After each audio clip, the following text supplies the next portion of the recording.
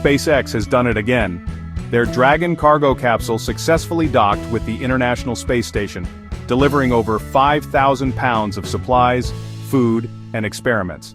But this isn't just another resupply mission. It's testing tech that could help explorers survive on the Moon and Mars. Let's dive into what Dragon delivered, how it docked, and why this mission matters.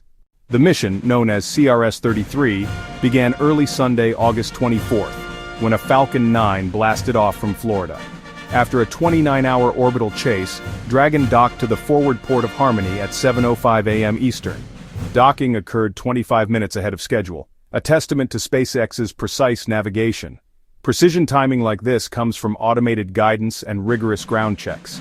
The rendezvous sequence is choreographed down to the minute to ensure a safe capture. So what's inside those 5,000 pounds of cargo? Food and crew supplies for the astronauts, a series of scientific experiments including 2 big ones, 3D printing of metal parts in microgravity, proving astronauts can manufacture tools and components in space, bioprinting human tissue, experiments that could help treat injuries or grow replacement tissue on long missions. NASA calls these technologies critical stepping stones for Artemis and future Mars missions. For long-duration missions, manufacturing and medical independence will be essential. But Dragon isn't just a delivery truck. The capsule will perform engine burns to boost the station's orbit.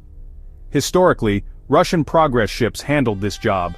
With uncertainty about Russia's future involvement, NASA is preparing Dragon and Cygnus to take over altitude maintenance. That ensures partners can keep the station operational even if dynamics change. Commercial spacecraft are evolving from support assets into essential infrastructure. This shift is significant.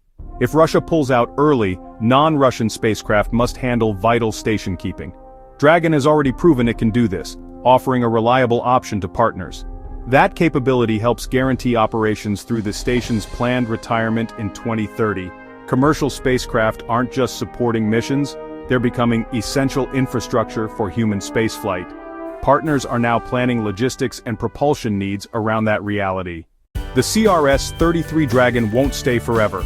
It's scheduled to return in December with samples and hardware. It will perform a parachute-assisted splashdown off California, one of the few cargo craft that make safe round trips.